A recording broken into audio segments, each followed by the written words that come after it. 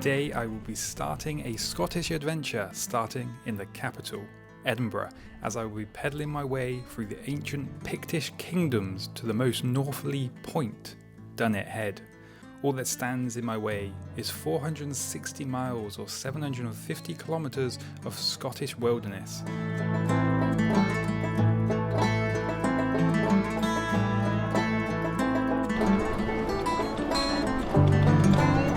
Starting in Edinburgh after a long journey from the south coast, my first objective was to get out of the hustle and bustle of the capital. The first battle that Scotland was putting in my way would be the wind. It was looking like it was going to be a gusty crossing of the Forth Road Bridge.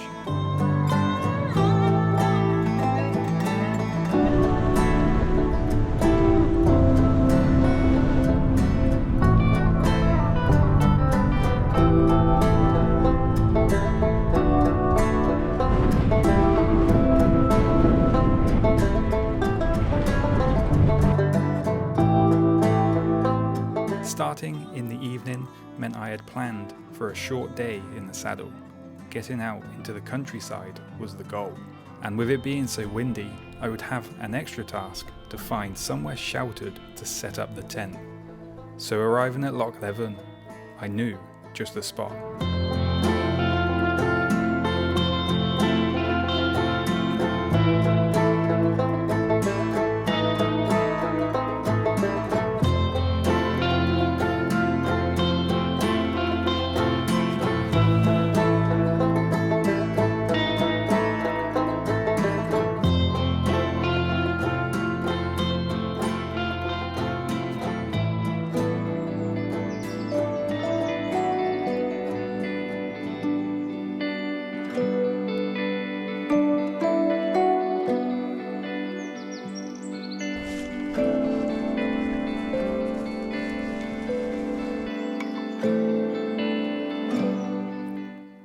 Packing up the bike, ready for my first full day on the trails, I was treated to a calm morning.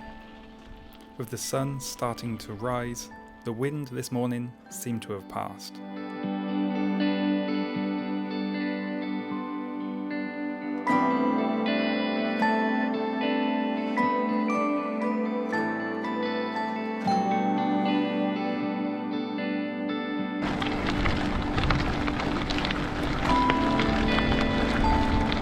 It was looking like it would be a beautiful start to the day's pedal into the Lomond Hills. The first bit of climbing and the first time that I felt like I was heading into the beautiful Scottish landscape.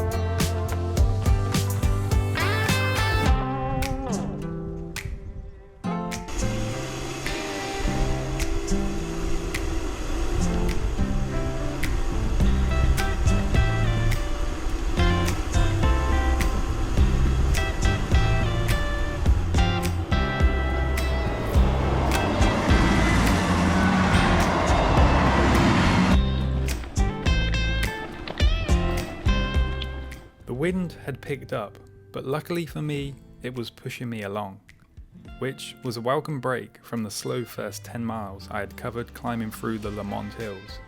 But being pushed towards Dundee along the hard-packed gravel trails under the bright blue sky really made for some easy miles.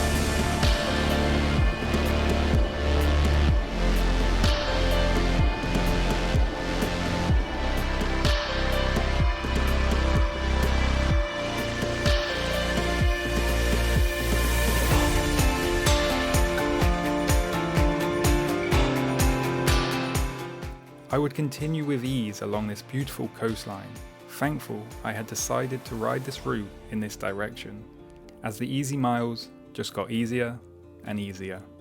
I would have to make the most of these easy miles while I could.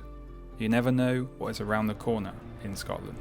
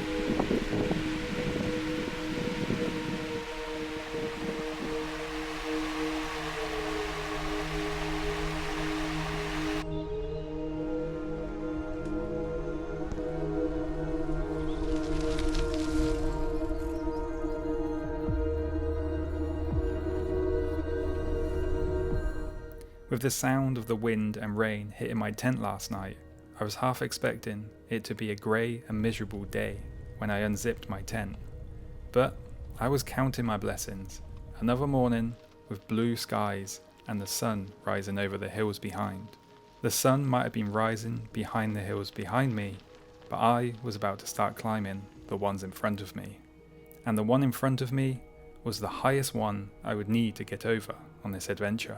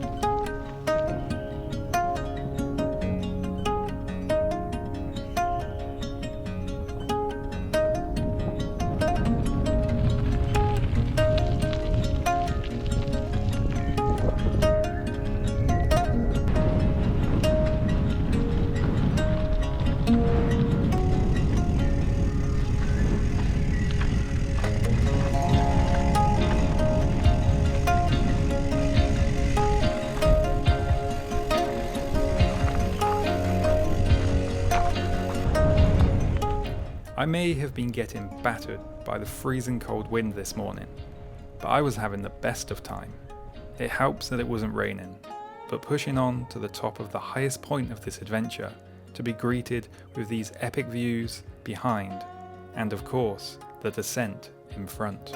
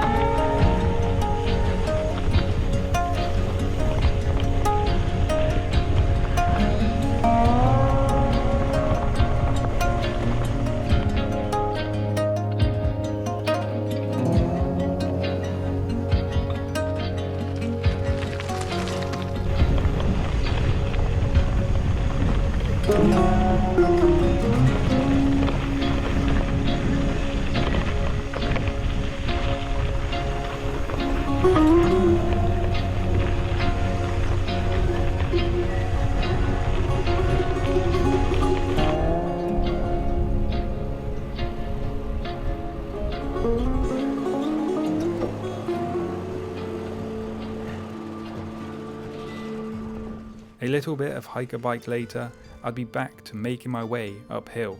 But the climbs were smooth gravel and steady going, and the descents were long and felt endless.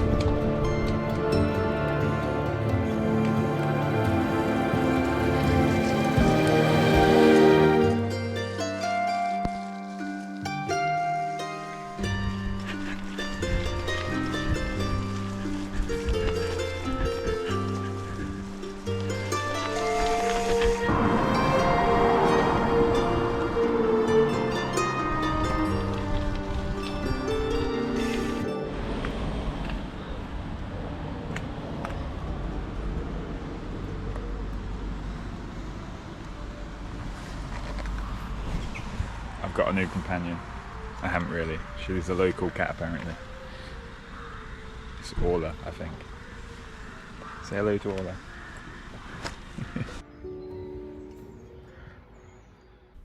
Orla was a bit of a local celebrity of Bewley. Apparently loved going on her own adventures, only for her owner to have to come and collect her. And as much as I'm sure she would have loved the Pictish trail, it was time to say goodbye to my new friend and get underway and see what today had in store for me. And it wouldn't be long until I made my first discovery.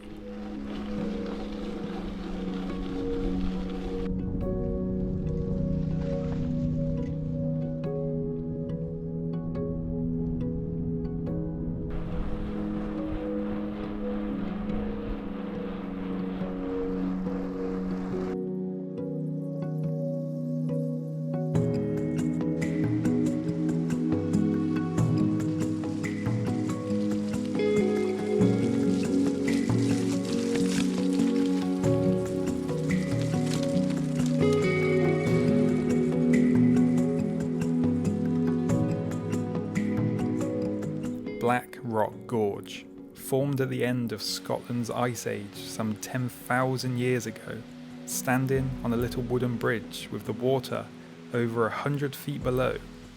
There is an eerie feel to this place.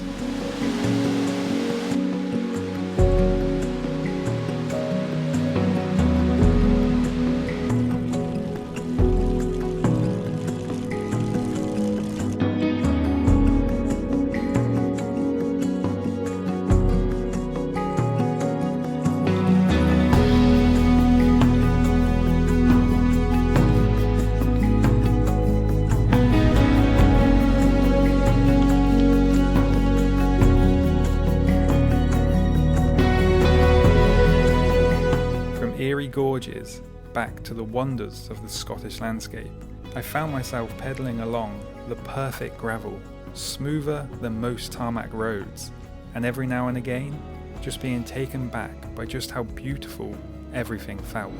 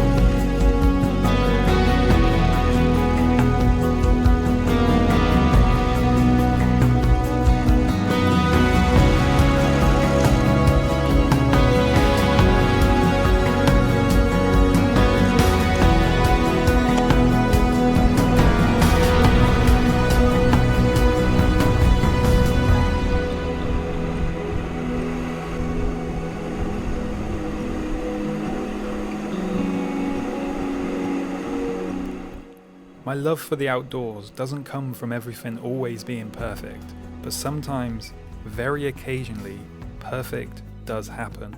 This evening was just that. Endless descents, the sun drying me out, and ending my day after an incredible day along the Scottish trails, watching the sun set behind all the hills I had come through, ending my day with an incredible camp spot.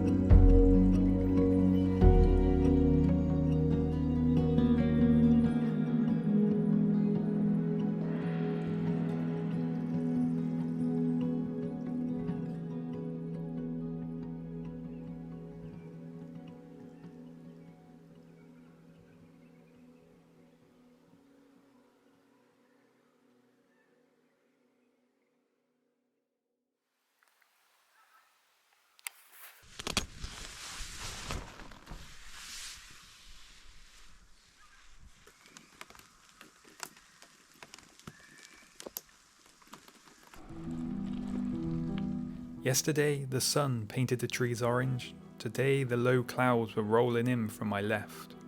There was hope from my right though, as I made my way through the now very damp trails and along Scotland's east coast.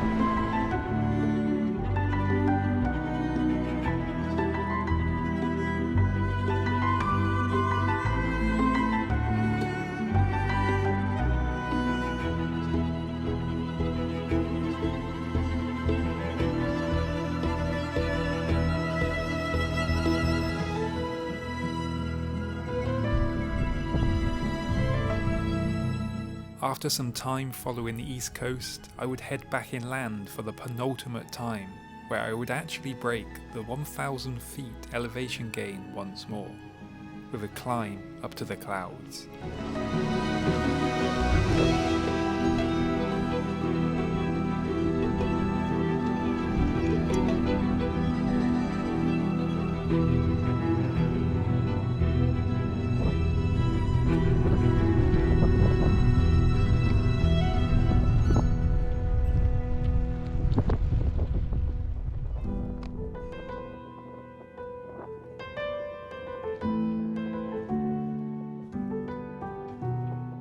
Yeah, this seems safe.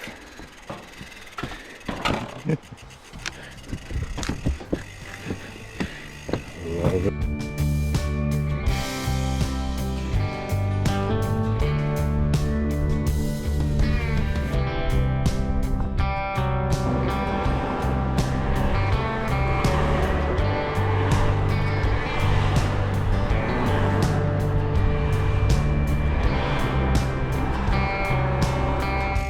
I knew I was getting closer to the end of this adventure, and ever closer to the furthest north point in the mainland UK, so I was eager to get over this last climb, hoping for an easy pedal up and over like every other trail on this route. However, the heavens opened once more, and the trails turned to hike-a-pike with boggy trails that I would have to move as fast as possible to keep the water out of my shoes, which ultimately is always a losing battle.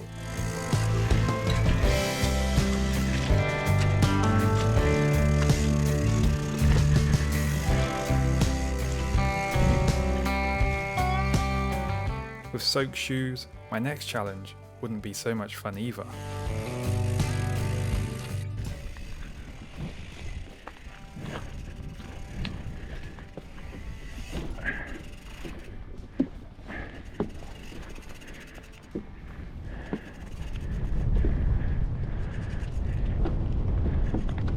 Oh, oh, oh my God, how?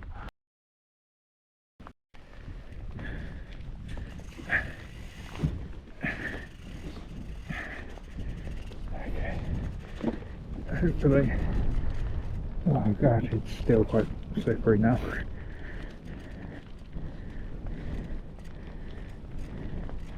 It's better.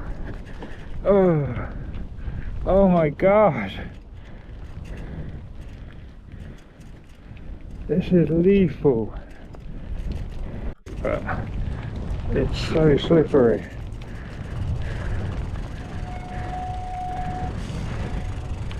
Please don't break.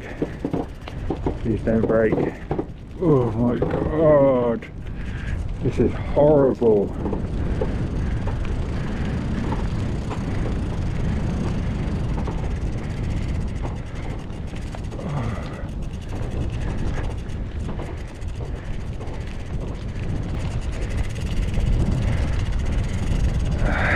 Oh, Jesus. Christ.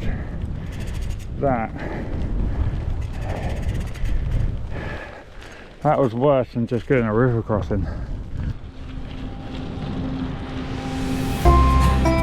Surviving the scary, wet, slippery, creaky bridge was a relief, and so was the trails I now found myself on.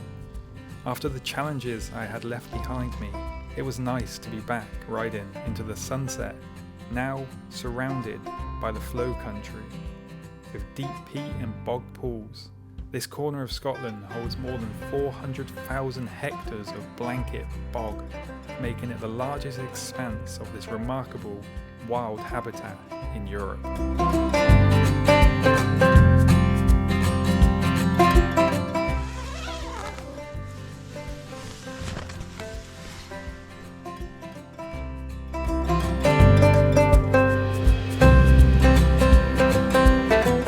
Just 35 miles to go to make it to the end of the Pictish trail, I would be waking up to another cold but calm still morning.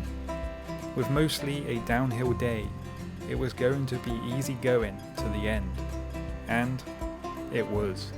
I would arrive fairly early to the most northerly point of mainland UK, meaning I had time to enjoy and reflect on such a great adventure across Scotland and the ancient Pictish kingdoms.